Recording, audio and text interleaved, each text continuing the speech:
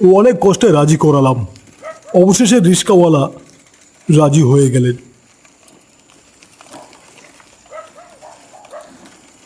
একটু বেশি টাকা দেব অনেক বলে কই রাজি করালাম। সুখদেবপুরে নিয়ে এসেছি। গঙ্গারামপুর বাস স্ট্যান্ড থেকে নেমে সুখদেবপুরে নিয়ে যাচ্ছি এই রিক্সাওয়ালাকে।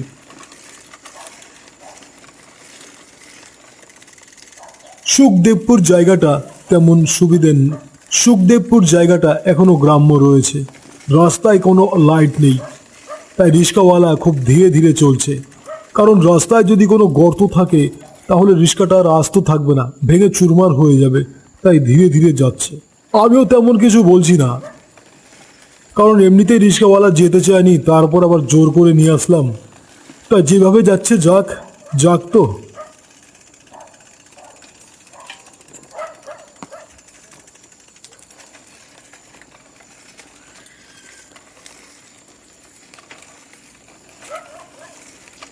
আর কত দূর যাওয়ান লাগবো বাবু?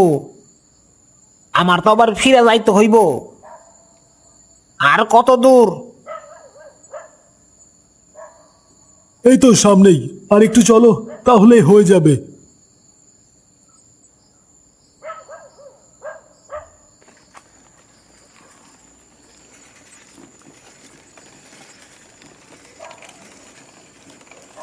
হ্যাঁ হ্যাঁ হ্যাঁ, দাঁড়াও দাঁড়াও দাঁড়াও, এখানেই দাঁড়াও। বাবু, একটা কথা কই, এইখানে আপনি যাবেন কোথায়? এইখানে তো কেউ থাকে না।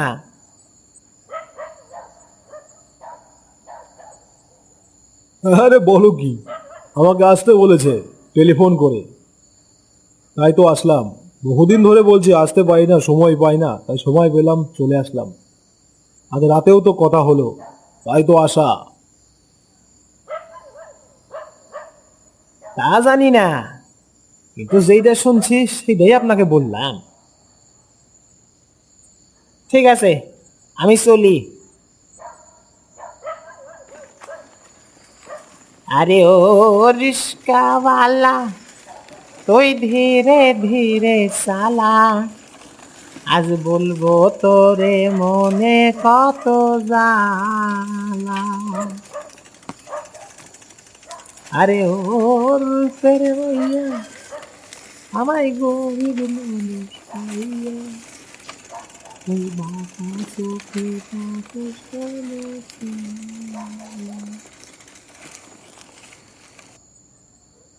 রিক্সাওয়ালা আমাকে নামিয়ে চলে গেল। এই বন্ধুর বাড়ি আমি বহুদিন আগে এসেছিলাম, তখন একটু বাড়িটা একটু চকচকে ছিল, এখন কেমন যেন পুরনো হয়ে গেছে। কিন্তু আশ্চর্য, বাড়িতে কোনো লাইট দেখতে পাচ্ছি না। কেউ নেই নাকি?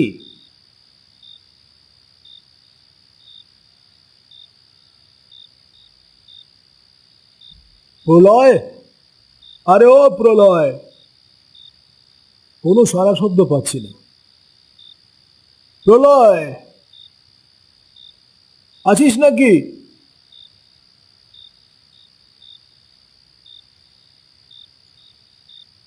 রাস্তার পাশ থেকে একটা লাইট আমার দিকে আসছে।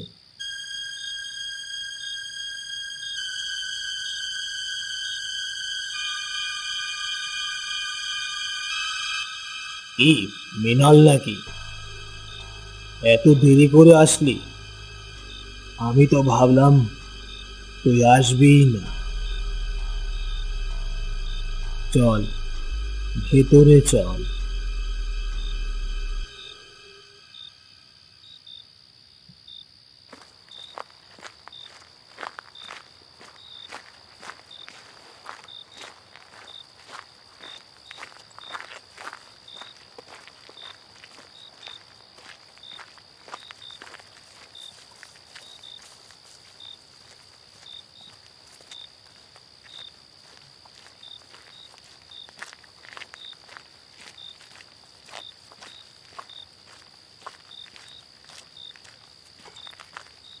মৃণাল, তুই এই ঘরেই থাকবি। আমি তোর খাওয়া দাওয়ার ব্যবস্থা করি। আমি পাশের ঘরেই থাকবো। কোনো অসুবিধা হলে আমাকে খবর দিবি। আচ্ছা আচ্ছা, ঠিক আছে, সে অসুবিধা হবে না। আরে ঠিক আছে। তাহলে আমি চলি, তোর খাবারের ব্যবস্থা করি।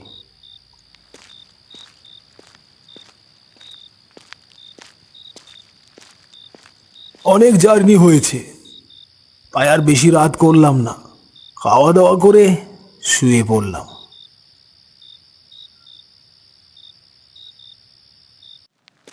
সকালে ঘুম থেকে উঠে অনেক পায়চারি করলাম, কিন্তু আশ্চর্য, প্রলয়ের দেখা নেই। আর প্রলয় গেল কোথায়?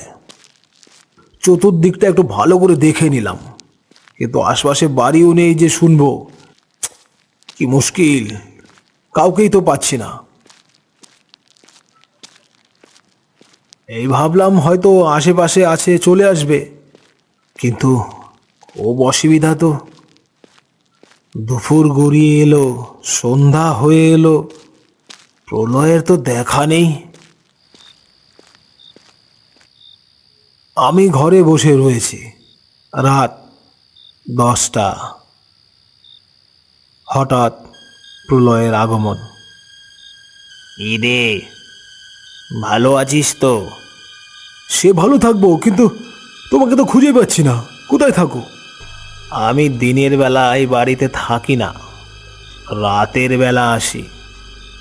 সে ঠিক আছে, সেটা আমাকে বলতে হবে তো। আমি তো আজ বেজায় ঝামেলায় পড়ে গিয়েছিলাম। তোমার জন্য খাওয়ার ব্যবস্থা করে গিয়েছিলাম, যাতে তোমার কোনো অসুবিধে না হয়। আরে আরে, খাওয়ার ব্যাপারটা না, ব্যাপারটা হচ্ছে তোমাকে পাচ্ছি না, বড় টেনশনে ছিলাম। মৃণাল, চলো খেয়ে নেবে, রাত 10টা পার হয়ে গেল যে। হ্যাঁ চলো, দুজন একসঙ্গে খেয়ে নিই। না, আমি রাতে খাই না, তুমি খেয়ে নাও। খাওয়া দাওয়া শেষ হয়ে গেলে ঘুমিয়ে পড়ো, আমি পাশের রুমে থাকবো। কোনো অসুবিধা হলে আমাকে খবর দিও। প্রলয় আবার চলে গেল। যে হারে খাওয়ার ব্যবস্থা করা থাকে আর সমস্ত কিছু যেভাবে থাকে, তারপর আর কোনো সমস্যা হয় না আমার। তা রাতে খাবার খেয়ে আবার শুয়ে পড়লাম। সকালে ঘুম থেকে উঠে আবার সেই একই অবস্থা, প্রলয়কে খুঁজতে শুরু করলাম, কিন্তু প্রলয় কোথাও নেই, আশেপাশে কোথাও নেই। পাশের রুমে দেখলাম, সেখানেও নেই। গোটা চত্বরটা ঘুরে দেখলাম, আশ্চর্যজনকভাবে সেখানেও নেই। আর যেখানে বাড়িটা রয়েছে তার 1 কিলোমিটারের মধ্যে কোনো বাড়ি ঘর নেই, তার ফলে কোথাও জিজ্ঞেস করার মতো পরিস্থিতিও নেই।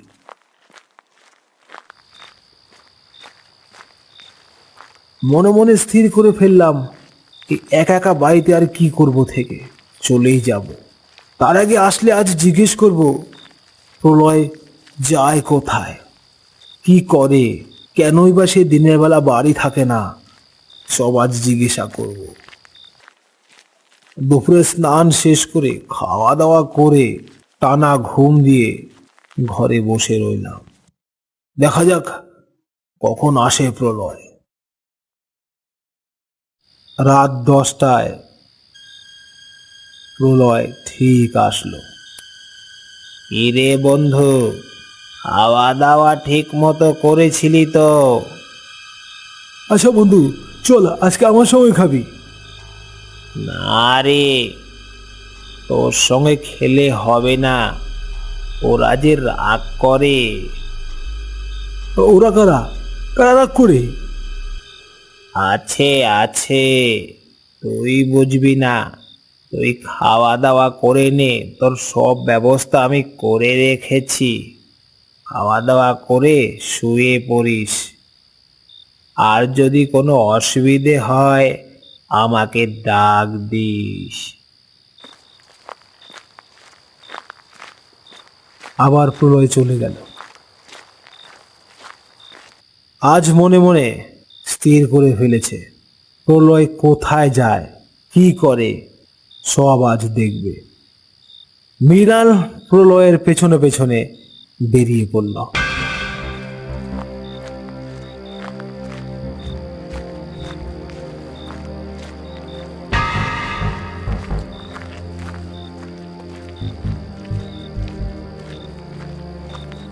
আমার বন্ধু প্রলয় আমার সামনে সামনে চলছে। অনেকটা দূরে রয়েছে আমি। খোলা মাঠ দিয়ে হেঁটে চলেছে প্রলয়। প্রলয় কেন খোলা মাঠ দিয়ে চলছে আমি বুঝতে পারছি না। এখানে তো কোনো জনমানব নেই, তাহলে কেন চলছে? আমিও ছাড়বার পাত্র নই, আজ দেখেই ছাড়বো প্রলয় যায় কোথায়। প্রলয় যে বলল ওরা রাগ করবে, আসলে কারা রাগ করবে, কাদের সঙ্গে থাকে প্রলয়, আজ আমাকে দেখতেই হবে। সামনের মাঠখানা পার করে প্রলয় একটা পুরনো বট গাছের নিচে গিয়ে দাঁড়ালো। আমি মোটামুটি দূর থেকে সব ফলো করছি। রে, তোরা কোথায় রে?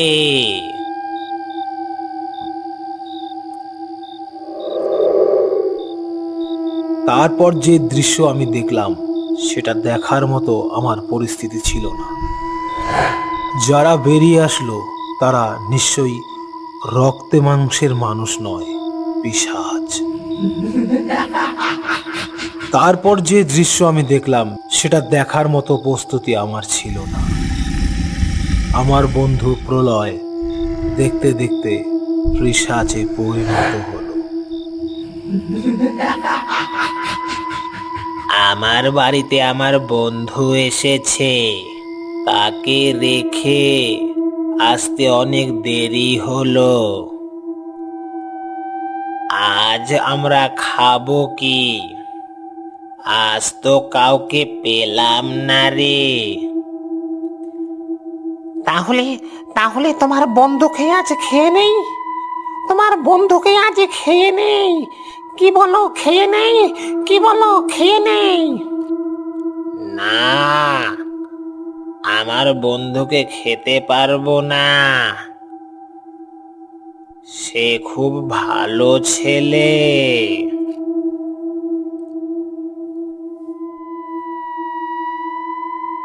শুনতে শুনতেই আমার মুখ দিয়ে একটা হঠাৎ আওয়াজ বেরিয়ে এসেছে। আহ! কে রে? কে রে ওখানে? ওখানে কে রে? আমি আর সেখানে এক মুহূর্ত দাঁড়ালাম না। জীবন হাতে নিয়ে সোজা দৌড়। আমার পেছনে অট্টহাসি। দাঁড়া দাঁড়া, আজ তোকেই খাবো।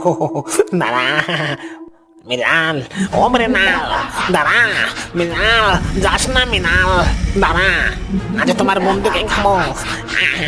ওকেই খাবো, ওই ধর ধর ধর ধর। আমার কোনো জ্ঞান নেই আমি কোথা দিয়ে কোথায় দৌড়াচ্ছি। আমি শুধু দৌড়াচ্ছি, দৌড়াচ্ছি আর দৌড়াচ্ছি।